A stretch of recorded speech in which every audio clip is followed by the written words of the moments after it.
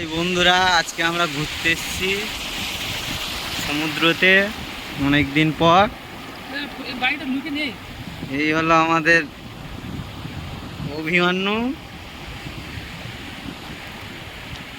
যে স্যার আসার ভয়ে আসতে চায় না।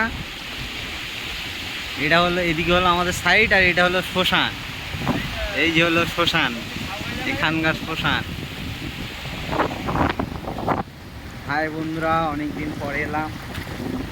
এবার আসবো ডেলি ব্লগ নিয়ে। আজকে হলো আমরা নদীতে ঘুরতে এসেছি। দেখতে পাচ্ছ যে কত বড় সাগরটা। এই যে এসছি,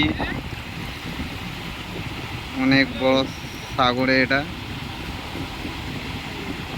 যে দুজনে ঘুরতে এসছি। শুনতে পাচ্ছ তো আওয়াজ।